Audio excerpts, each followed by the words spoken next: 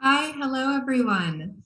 Thank you all so much for joining me today. My name is Alyssa Gale. I'm the Director of Health Education at the Mount Sinai Health System, and it's truly an honor to be here presenting today. I'm going to be talking about a program that is very near and dear to my department's heart, the Public Health and Racial Justice Program.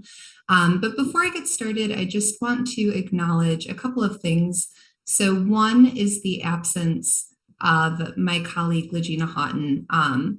She is the primary facilitator for this program. She is really the lifeblood, the reason it is successful. It has thrived under her leadership. And unfortunately, she is out on an extended leave right now, so is unable to join us for the presentation today. The second thing I want to acknowledge is that I am white and I am going to be talking about a program that was designed for Black youth. I am not the facilitator of this program. I am involved in its administration and its oversight and its planning. But it's really important to us that it be made clear that this program was designed very intentionally as a safe space for Black youth, and that it be very clear that my role in it is one of support and not of direct facilitation. So with that, I'll share a little bit about Mount Sinai. So we are an integrated healthcare system. We have 8 hospitals, the ICANN School of Medicine, a large ambulatory footprint. We are really world renowned for things like research, patient care, education, New York City based. And the role of the Mount Sinai Department of Health Education is really to support the work of our colleagues, support the patient experience, the surrounding community members we serve, so that everyone has equitable access to the information, the services, and the resources they need to live healthy and fulfilling lives. We are very much driven by our commitments to advancing racial justice and health equity. That is the lens through which we approach all of our work, and sort of the guiding force behind how we pick and choose the projects we engage with across the health system. So just to do some context setting. So our program was designed in a very specific time and place, which was New York City in the spring of 2020. Those who lived in New York at the beginning of the pandemic, excuse me. Sorry, I'm just going to crack my door.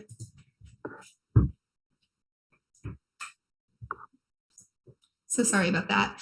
Those who lived in New York City at the beginning of the pandemic, I think, will share with you sort of this universal city experience that we all had, a time during which panic, fear, suffering really dominated our community.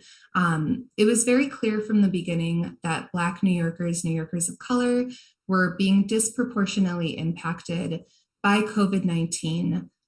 We're suffering more serious health consequences. We're being hospitalized at greater rates, and we're dying at greater rates than white New Yorkers. About 2 months after New York City entered lockdown in response to COVID-19, the murder of George Floyd was captured on cell phone footage. This was after other high-profile police murders, the murder of Breonna Taylor, and really countless others who died at the hands of state-sanctioned violence. And in response to George Floyd's murder, Black Lives Matter protests erupted across the United States and across the world. So when we think back to this time, and especially in New York City, it was a really profound historical moment during which I think many people, especially those working in healthcare, really saw it as a turning point. Racism was thrust under the spotlight as the cause of all of these serious threats to the health and well-being of Black New Yorkers and Black people across the United States generally. So while COVID-19 and the murder of George Floyd both again sort of place the spotlight on racism as a public health threat, we know that systemic racism has long been a threat to the health and well-being of people of color. The relationship between systemic oppression, health literacy, community health outcomes, this is something that is really well documented, something that has been spoken about at this conference, and was really the inception of our program. So hopefully everyone is familiar with these terms. Excuse me, but if not, I'll just do sort of a quick recap. So systemic oppression exists across the structures and institutions of our society. It is deeply embedded in the foundation of our country. It is not sort of a choice we make on a daily basis. It's really sort of baked into the design of our country, of our society. And it creates inequities in access to a range of social and economic benefits. So this includes access to healthcare, housing, education, wealth accumulation, employment, and it exists both on the structural level, so things like systems, laws, policies, cultural representations, and at the institutional level. So thinking about policies and practices of individual institutions that either perpetuate oppression against some groups or confer advantage onto others.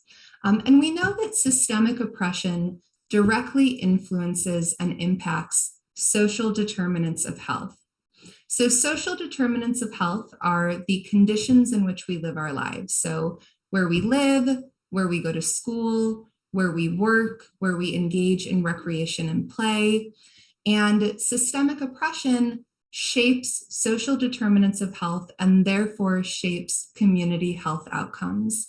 So we know that as a result of systemic racism in the United States, Black individuals often receive less and worse healthcare than their white counterparts and often suffer worse health outcomes. So for example, we know that because of systemic racism, Black individuals have a 4-year shorter life expectancy than white individuals. There is a disproportionate burden of chronic health conditions. And perhaps most disturbingly, we know that nationally, Black women are 3 to 4 times more likely to die from pregnancy-related causes. But in New York City, that number actually jumps to 12. So again, thinking about systemic oppression as sort of the root cause of these disparate health outcomes that we see across race and ethnicity.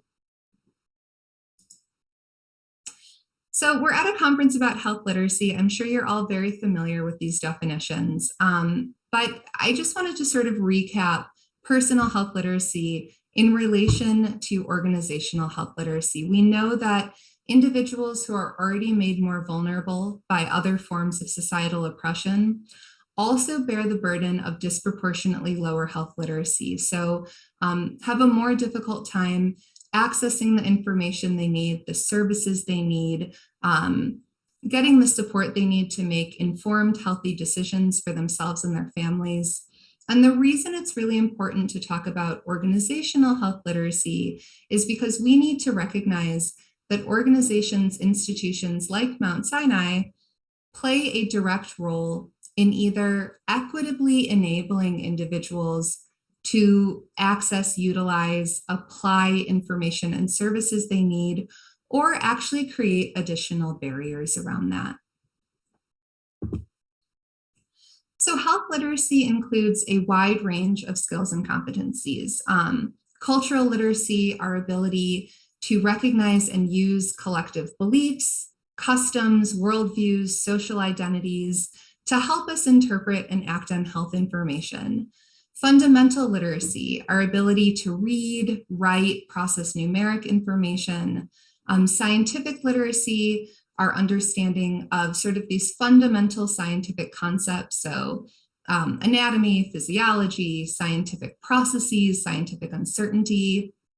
And then it also includes civic literacy. And that is really the focus of the program I'm talking about today. So civic literacy is about placing health in a social context. So what are the knowledge, the skills, the capabilities I need to effectively participate in civic discourses, decision-making processes, community level conversations, activities, events that impact my health and my community's health. So this may include having a sense of history, power dynamics, political processes, and really understanding sort of my place in the public piece of public health. And I just wanted to make note that Healthy People 2030, which sets, data-driven national standards and goals for the health of this country every 10 years, acknowledges health equity, health literacy, and civic literacy as being really key components of their overarching goals. So we know that this is an identified valuable piece of the conversation around health literacy and health equity. Okay, so now let's get to the program, the Public Health and Racial Justice Program at Mount Sinai. So thinking back to the context setting we did around New York City, spring of 2020, our city really became an epicenter for both the pandemic and the protests, which meant that we exemplified that public health and civic engagement go hand in hand. So the connections I want to make here, so civic literacy as a key component of health literacy. When we want to cultivate civic literacy skills, our goal should really be ultimately to strengthen a person's belief about their ability to participate in civic life and their ability to make a difference in their community. We know that civic literacy skills are an important determinant of civic engagement, and that civic engagement is really what allows for us to engage with and participate in these community-oriented conversations, decisions, activities. And ultimately, this is sort of what drives us towards greater health equity, right? Because it allows us to identify and ultimately address and uproot issues of systemic racism. And this is where we want to apply a racial justice lens. So a racial justice lens will bring into view the systemic transformation that is needed for real, meaningful, sustainable change. I love this segment of this definition down here on racial justice. It's not just the absence of discrimination and inequities, but it's also the presence of deliberate systems and supports to achieve and sustain racial equity through proactive and preventive measures. So this emphasis on not only sort of drawing out, uprooting, removing this insidious presence of racism in our society, but also creating these opportunities, these deliberate systems and supports to advance towards racial equity. And when we think about civic literacy skills and health literacy, it is essential that we support the development of civic literacy skills in young people. So we know that youth is a critical time of social, emotional, and political development, expansion. Young people, I think we can all think back to when we were teenagers in our early 20s. You are growing more conscious of systemic injustices, connecting with your different identities, developing a sense of who you are, exploring moral convictions, political convictions, what you really care about. And all of this can lead to either experiencing feelings of alienation and disenfranchisement from the world around you, or feelings of agency and empowerment to engage and be active and work towards change, be a part of this larger community of action. So we know the manners in which youth engage in educational and community contexts directly shape how they experience this development. So, stepping back, keeping all of this in mind around health literacy, civic literacy, racial justice, when we were developing this program, we really asked ourselves sort of three primary questions. One, how can we support Black youth in developing civic literacy skills, especially when thinking about equity and racial justice? Two, how can we support Black youth to become engaged in public health related discourses, civic activities, community processes, to have that real life applicable experience? And then three, what's currently missing from existing public health programming, especially for youth? Where are the gaps that we can sort of step in and provide that opportunity? So understanding the relationship between civic literacy, community health, and racial justice, we wanted to explicitly support the development of civic literacy skills in Black youth. So sort of our guiding foundational building blocks of this program are one, an understanding that increased civic literacy supports advancement towards greater health equity and improved community health outcomes. Two, that when youth are empowered to become engaged citizens, they themselves will see themselves as lifelong stakeholders invested in shaping the structures, the institutions, the policies and practices that impact their community's health. And then three, that to learn about systemic racism and community health, Black youth deserve intentionally created, safe, affirming, and supportive spaces. So Mount Sinai Health Education, we have a long history of providing youth programming. Mount Sinai as an institution provides incredible opportunities to young people, especially young people who identify with groups who have been historically marginalized and have less access to opportunity and resources. So what we felt was missing in sort of this array of opportunities was one, an opportunity that looked at public health through sort of this wider racial justice lens. So looking at a range of topics through the lens of racial justice. And then two, an opportunity that was specifically designed for youth who identify as Black. We feel very strongly that to have safe and affirming conversations about the role of racism in this country and the role of racism in community health, young people who identify as Black deserve to have those conversations in very intentionally created spaces that are majority Black, facilitated by Black leaders, have Black guest speakers, Black interns, so creating that space. And our goals were one, to educate Black youth about public health topics and the relationship between racism and community health. Two, to cultivate civic literacy skills and competencies amongst Black youth and encourage the application of these skills to one's experiences of individual, family, and community health. And then three, to connect Black youth with the historic and present day roles of Black community activists, Black public health professionals, and Black-led civic movements in advancing towards greater health equity. So we rely on kind of 5 different frameworks for the design of our program. So one is Freire's critical pedagogy. This is maybe the most critical one for us. So education is not neutral. It is a political practice. It is a moral practice. It has a driving force behind it that is not a neutral force. We really emphasize critical thinking, civic engagement, and we love that Freire makes the connection between education and knowledge attainment and action and change.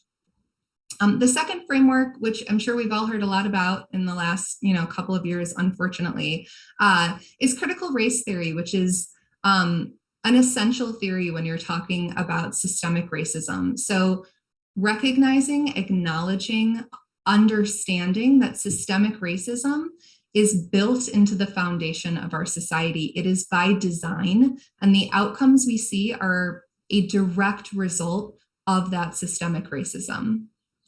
Our third framework is reproductive justice. So really looking at power systems, intersectionality, centering those individuals who have been historically the most marginalized in this country. And then the final two are really specific to youth. So social emotional learning, healthy identity development, managing emotions, an emphasis on supportive relationships, which is huge in our program, this sense of connection with facilitators and connection with peers. And then positive youth development. So being strengths-based, looking at youth as full of potential. So everything we do in this program is affirming, supportive, really trying to let youth know that they are, again, full of potential and that we are here to support and cultivate what is already there inside of them in terms of their strengths and their assets. So an overview of how our program is designed. So it is, again, for Black youth, grades 10 through 12, living in New York City. We have one primary facilitator. Again, that is Legina, our health educator. She's a licensed clinical social worker. And then we have two interns, typically graduate level, who support her in programming facilitation. We explore multiple public health topics through a racial justice lens. We specifically look at the role of civic engagement and community activism in efforts to address issues of racism and inequity. And we really feature the work and the accomplishments of Black public health professionals, Black activists, Black-led movements. And again, going back to this idea of peer connection, connection with adult facilitators, how this is a supportive, affirming environment. So each week we cover a different public health topic, but we always follow the same structure in terms of how we approach that topic. So on Mondays, we focus on education. So learning about the public health topic through a racial justice lens, examining the impact of racism on community health outcomes in regards to this topic. And again, exploring the significance and the impact of Black activists and Black-led movements in creating change on the systems level. So we really try to draw connections between the personal and the political. So to have our young people reflect on their life experiences, to understand how the issues we are exploring directly impact their lives. We think about intersectionality. We focus on sort of the connections between history and present day. And we always end our educational sessions on the achievements, accomplishments, and progress made to frame everything in the context of sort of the power and resiliency and effectiveness of these Black leaders and Black-led movements who have been historically and presently working to create change around this issue of the week. On Tuesdays, we focus on critical analysis and critical consumption. So we use critical media literacy to foster political consciousness. We ask questions that encourage our youth to critically examine sort of these public discourses, these conversations that they're reading about, hearing about, seeing, that relate to the role of racism and community health. So we recognize that our young people are coming across these topics in their daily life.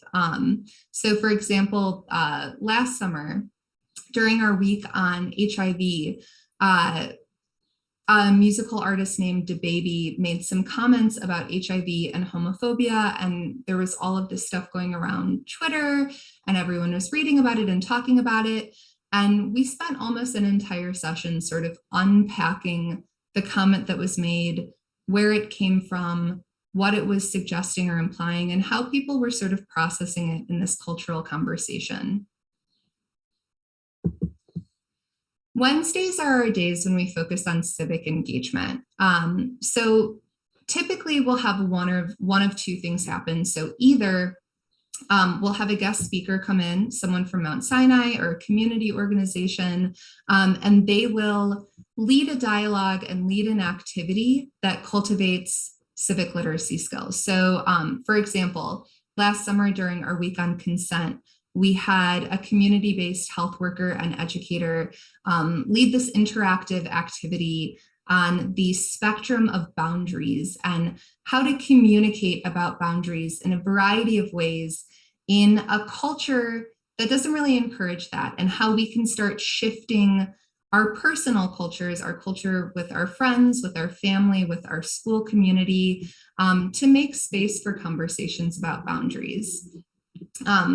Other weeks will lead the sessions internally. So Legina will lead the participants in an activity that cultivates these skills through something like letter writing or campaign development. During our very first summer, there was a lot of conversation about, in New York City in Central Park, the statue of J. Marion Sims came down. He was, considered the quote unquote father of modern gynecology, when actually he developed a lot of his innovations based on the torture and abuse of enslaved women. So the statue was rightfully taken down. It took way too long. And there was conversation about what would go up in its place. Our young people wrote a letter to the New York City Parks Assistant Commissioner suggesting this sort of amazing tribute to the women that J. Marion Sims had experimented on. And the assistant commissioner wrote back, and it was such an exciting experience to engage in that dialogue with someone who, from our perspective, was very high up in sort of the civic hierarchy and in that conversation. Our goal on Wednesdays is really to build self-efficacy in relation to civic literacy skills. So we want to cultivate the belief that one's civic actions can produce a meaningful effect. Wednesdays are also an opportunity for our young people to connect with Black leaders in the community and to see Black individuals in influential positions doing work that they themselves might be interested in participating in one day. And then on Thursdays, we devote the entire day to emotional processing. So we know that the topics we talk about each week are really heavy. They are disturbing and distressing for a variety of reasons. And it is really, really important to us that we protect the emotional health and well-being of our participants. So we typically break up into small groups. It gives our interns an opportunity to practice their facilitation skills, to have sort of that direct connection with our participants. And we try to focus on emotional processing and what we can do with our emotions. So where we can go from here, from everything we've learned this week. So that is an overview of how the program operates. So now I'm going to talk about, we have had 3 cohorts move through the program, and we have a 4th cohort, planned for this summer. And I'm going to talk a little bit about our lessons learned and our experience. So our very first summer, summer 2020, we had no idea what to expect. When we put out the recruitment materials, we didn't know if anyone would apply. We didn't know if any young people would be interested in the program that we had developed. And fortunately, we had a pretty strong response. We had 65 applicants and conducted 27 interviews, ultimately selected 10 youth, and 9 ended up participating. We covered a wide range of public health topics, and we used a pre-assessment survey and a post-assessment survey. We were really, really heartened by the experience with our first cohort. Attendance was great, participation was great. The qualitative feedback we were getting throughout programming was really positive and really had a big effect on our sense of where to go with the program. And while obviously our data set is quite small because the group is so small, we also did see improvements across all categories of measure from the pre-assessment to the post-assessment survey. So we had this amazing experience with our first group, summer 2020. We said, okay, great, let's take a breath. Let's, go into the fall preparing for a winter cohort.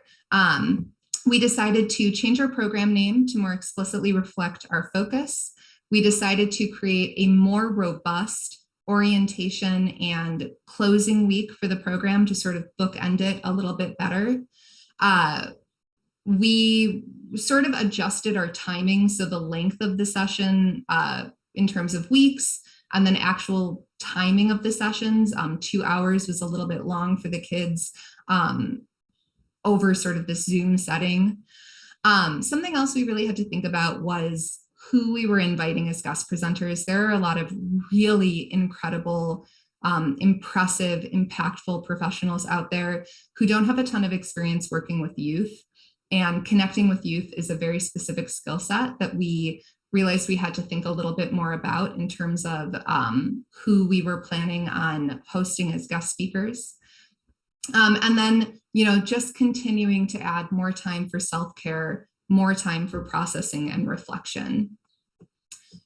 So we had this great experience. We had all these lessons learned. We were really ready to just have this great run at it again in the winter.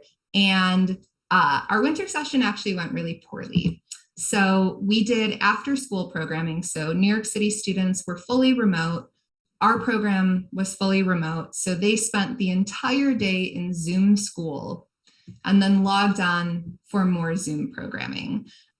We shifted our focus to sexual and reproductive health because it was a little bit easier of a lift for us in terms of who we had community connections with and who we could sort of call upon for support. But at the end of the day, pandemic fatigue, Zoom fatigue sort of shaped the experience of our second cohort overall. So from the start, we had a surprisingly slow recruitment process. Over the summer, we had just an instant influx of applications. For the winter, it was really slow going. We were reaching out to every school and community organization we could think of. Of the 8 participants who we selected or who attended, we selected 10, 8 showed up. Attendance was really poor. We had multiple participants missing from every session. Legina was doing one-on-one, reaching out, talking to our participants about, why are you missing so many sessions? What's your interest in participating? Is there anything we can do to make this a better experience? And really at the end of the day, it was all about fatigue. We even saw lower engagement from our interns in terms of sort of their energy and enthusiasm for the work. And it was something that we really heavily debriefed and were pretty cognizant of in terms of the impact it had on our second cohort's experience. That being said, we really didn't lose hope based on that winter cohort experience. We truly believed the issue was fatigue, and that if we did this again over the summer when the kids were not in remote schooling, that we would see a big difference. Unfortunately, not only were we right, but summer 2021, that cohort blew us away. We had 10 again that we selected, 8 attended and participated. We did a reduced schedule, 10 a.m. to 11:30 a.m. We kept our focus on sexual and reproductive health, but again, we thought about who our guest speakers should be, their role in their community, their experience working with youth. And we just had the most impressive group of young people I've ever worked with. They had near perfect attendance, extremely high levels of engagement, just such thought-provoking conversation, questions, really supportive and encouraging to each other. We saw changes again in every area from pre to post programming survey assessments. And then we got really strong qualitative feedback, which to us was probably the most meaningful aspect of our data collection. And I'll go through some of their feedback at the end. But just really quickly, based on sort of the cohorts we've worked with so far, our vision for the future. So we're going to hold another session this summer. We are going back to the 6 weeks of programming, 90-minute session schedule, but we are going to return to a more general public health focus. So we don't want this to solely be a sexual and reproductive health related program.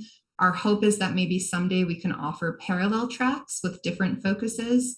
But for this one, we're going to do a wider range of public health topics. We have some new really exciting partnerships, the New York City Climate Museum, Mama Glow, Girl Trek. So we're really excited about the additional partners that we're going to engage this summer. And then thinking ahead, we have some pretty ambitious plans in terms of growing this program. So first and foremost, we've been in contact with the New York City Department of Youth and Community Development, and have talked about expanding this program so that it becomes a site offering for youth across New York City, where not only are they having an increased number of hours of engagement, but they're also being compensated for their participation. We also want to think about how we can create formal partnerships across Mount Sinai and with community-based organizations to have sort of this pipeline to keep our young people engaged and offering them opportunities. And then we also want to think about how we can support other organizations in implementing similar programming. So creating a toolkit, offering technical assistance. We just have had such a resoundingly positive response from both the participants and our community partners in terms of the significance of offering this kind of programming. We think it would be really doable for other organizations who work with youth or who work in public health to create something similar. And we'd love to have conversations with other organizations about how they could make that happen. So before I wrap up and take questions and make time for conversation, I just want to end on a few key takeaways from sort of the last, 1.5 to 2 years of experience with designing, implementing, and assessing this program. So what we see as the driving forces of this program are also the themes that really resonated most deeply with our participants and came up across all of the qualitative feedback we received. So one is that civic literacy is a driver of health equity. Black activism and civic engagement have always been essential to the progress of our society. And I'm gonna share a piece of feedback we received from one of our participants. I found learning about Black activists and leaders the most impactful during this program. Many of them I did not learn about prior to this program, and they have made huge contributions to Black history. So creating that opportunity to engage with that aspect of history and education and understanding about the progress that's been made in our society. Youth should be supported in developing civic literacy skills. So one of our participants said, the most meaningful thing about participating in the program is understanding the importance of youth activists and advocates. Every moment of this program shaped my mind in the best way possible. This program is definitely something that I will take along with me in life forever, and I hope to make a difference and impact many lives in the same way. And then also there are many ways to practice civic engagement. So we often think, I either need to go into city government to work in politics, or I need to be, out in a protest with a sign in my hand to engage in activism. And we know that there are many, many ways to practice civic engagement and to identify as an activist. And one of our young people told us, I now have the understanding that activism does not have to look any particular way, making me more confident in the activism that I do. The second key takeaway I really want to emphasize is that we need to invest in our youth, and that one of the best ways to do that is by creating spaces where supportive and affirming adults are there to help youth develop and grow. I really cannot credit Legina enough for creating just a safe, affirming, supportive, open space where young people see themselves as strong and capable and smart and valuable and having something that is worth saying and having other people listen to. it's such mutually respectful relationships. And Legina also is the mentor for our interns. So pictured here, bottom left and bottom right, is Rayan Ahmed and Hire Hassan, who are incredible interns last summer. And something that's kind of amazing about having interns help out with a high school based program is that we have sort of like these multi-level age groups. So our high school students see our interns as sort of where they could be going in the next couple of years. And our interns get to see Legina as where they could end up a couple of years from now. And then finally, the point that representation matters, that youth of color deserve to connect with adults of color in positions of influence, power, and leadership. We know that the presence and engagement of our guest speakers has been one of the most impactful pieces of our programs. Participants across all three of our cohorts have commented on this multiple times, often saying that that was the first time I ever met someone in X position who was Black. I didn't know that, XYZ role existed and I could really see myself doing that. And I love this piece of feedback we received. I really enjoyed how our guest speakers were very informative and engaging, which allowed me to gain a better understanding of the issues. I also appreciated how all of our guest speakers were Black professionals, as they provided experiences and perspectives that other professionals would not be able to. Again, this is really key to our program, recognizing the need to create this safe space in which conversations about experience of race and racism and the public health field in general can be spoken about with vulnerability and openness and safety.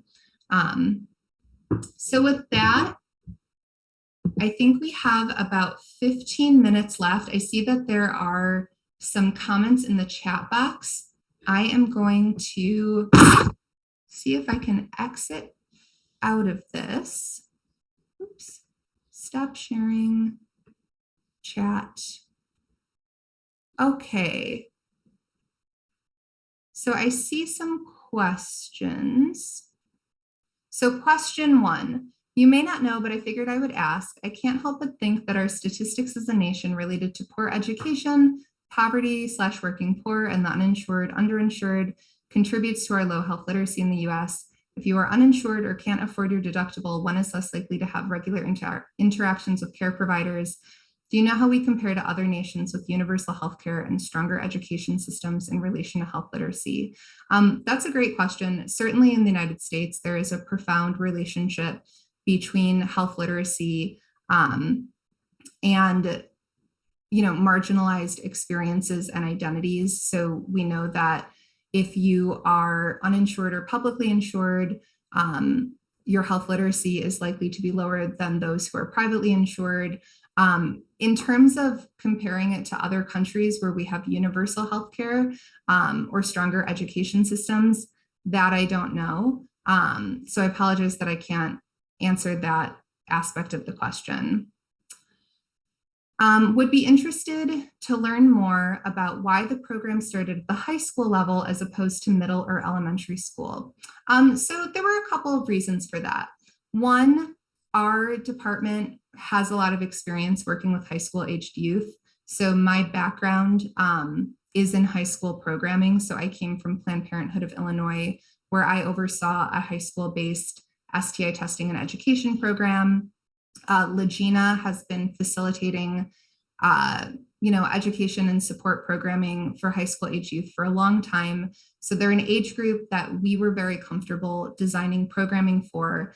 And then also, I think, the topics that we were discussing and the ways in which we were discussing them, it is really challenging. We are addressing some very disturbing things about our country's history and about our country presently, how systemic racism has directly harmed different groups across time and continues to this day. So I think in terms of our comfort level of how to design programming around really challenging topics, we just wanted to stick with an age group that we were really comfortable working with and sort of have a sense of their development. So where they are in terms of their emotional processing, their cognitive processing, their relationship to the world around them. So again, thinking back to youth development, social emotional development, just having a strong understanding of how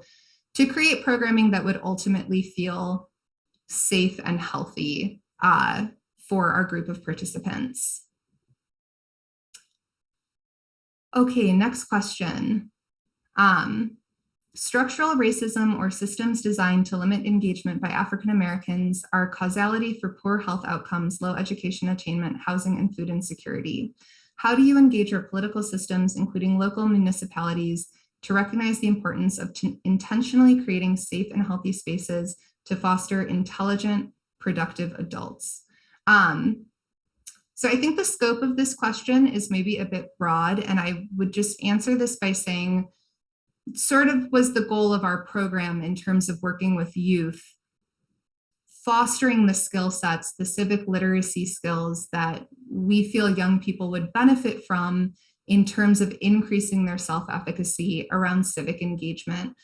We know that civic engagement is one of the ways that individuals can participate in community processes, can have an impact and engage in these larger public conversations and decision-making processes and activities. So that's what we were trying to do with our program for young people. Okay, next question. I would like to know your opinion on the importance of political commitment by the political stakeholders and federal agencies on the outcome of this program. So we don't have any political stakeholders or federal agencies involved in our program. So we primarily partner with either our Mount Sinai Health System colleagues, who are some of, their international leaders in their work oftentimes, or we partner with community-based workers. So folks who are working at New York City-based organizations, who work at national level organizations. And I mean, I can speak to sort of the investment and involvement of those guest speakers. We have had, I think, just an incredible level of engagement from everyone who we have asked to participate. We, at this point, have a lot of recurring speakers, a lot of folks who said that they themselves, as adults in the field, have never been a part of a space where conversations like this were taking place. So I know that the investment and the commitment is there for them, but in terms of political stakeholders or federal agencies, we don't really have direct participation with them. What are your thoughts about those students who apply and are not able to participate in the program? Yeah, we wish everyone could. We think everyone deserves access to, obviously, this information, this type of support. I mean, that is really the premise of our program, is that you shouldn't have to pursue an educational or a professional path in public health to consider yourself an active member of public health discourse and decision-making in your community. So thinking ahead, we are trying to expand the program's reach by partnering with the New York City Youth Development Agency. I actually think they're the largest summer youth employment program in the country. So our hope is to really very quickly, rapidly expand our reach in New York City, and then see if we can also support other organizations in providing this opportunity as well. And that's not, those could be our neighbors down the street who want to do this type of programming with the youth they serve. The level of interest is impressive. I can't imagine that this would be part of your mandate, but have you thought with such numbers of a way to encourage the youth who are not selected to the project? Yeah, so again, a question about those who were interested and ultimately weren't able to participate. It's a really good question. We have an Instagram account where we cross-post opportunities for engagement and activism. It actually hasn't been active recently because Legina manages it and she's been out on leave. But it's a good question. What are the other opportunities that we can provide for those youth who didn't have the privilege of being selected for this program, but still have every right to be supported in developing these skills and have access to the information and education needed to become, civically engaged. Next question. How does graduation from the program occur and what happens afterwards for them? Do they get to serve in any specific capacity or become champions for the program? Great question. So for our winter program, our second cohort, we did actually create a peer educator role to support our interns. Only one person from the summer cohort applied. She was fabulous. She was amazing. And we thought about doing it again for last summer, but I think because our engagement over the winter was so low, we didn't have as much confidence that it would work out as well. It's something that we are considering for this summer, having this peer educator role again. And in terms of other ways that we stay connected, so we have a listserv for each cohort where we send them opportunities at Mount Sinai, which there are a ton. If we come across, we're health education, we're getting like 1 million emails a day about things that people want youth involved in. So we'll send out those opportunities. We do a lot of, we provide a lot of, what's it called? Like letters of support, referral, the name is escaping me. When people ask for personal references for things, we do a lot of that. We also, I think it's really wonderful. Legina often is reached out to just to talk about things in life. Someone is trying to make a tough decision about, what school they want to go to, what they want to do over the summer. So there's definitely this ongoing relationship and supportive role. Next question. Have you surveyed the youth in your program to find out in which leadership positions interest them for the future? We have not. And this is something so our cohorts have been really small and our capacity in terms of staffing has been really limited.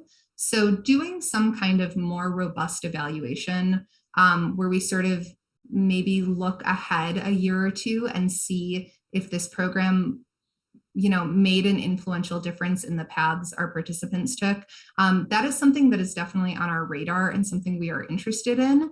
I think, again, going back to sort of the original context for the program's development, we came up with this very, very quickly.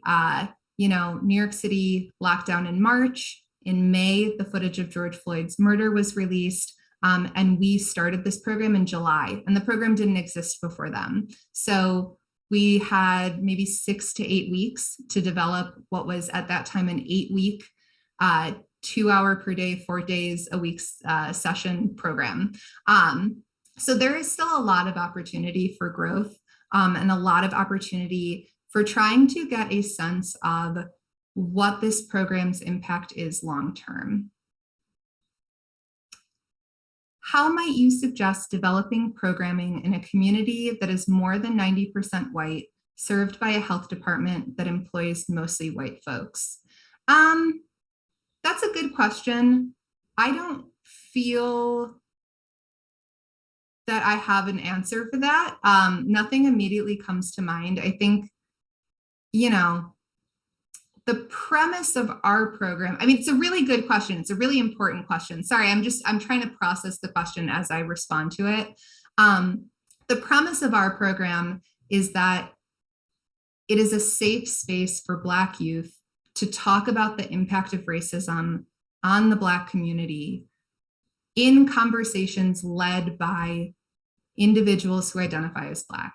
It is very intentionally shaped in that way. I think to create a space where we talk about racism's impact on the health and well-being of communities of color in spaces that are predominantly white and led by white folks, I wouldn't want to have a really quick, easy answer for that. I think that requires a lot of thinking through, talking through, looking to best practices at maybe other organizations and institutions that run trainings or programs that, do anti-racism teaching for predominantly white groups. Hopefully these opportunities exist for youth elsewhere.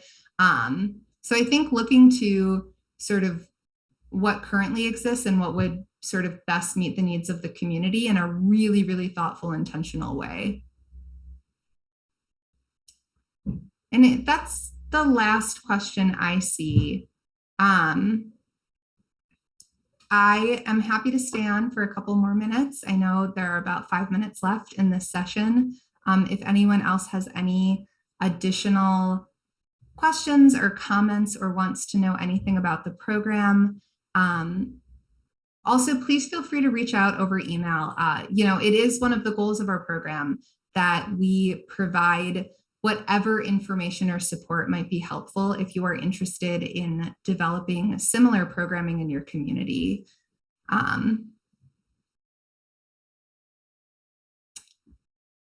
So yeah, with that, I'll hang out for a few more minutes if there are any other questions. But thank you all so much for your time. Again, it's really an honor to be here and to get to present on this program that really means so much to us. I'm sorry that Legina wasn't able to attend and speak to the program herself. Again, she is really the driving force behind this program. She, I think, really makes it what it is. And I hope eventually you have the opportunity to hear from her on this program as well. So thank you all.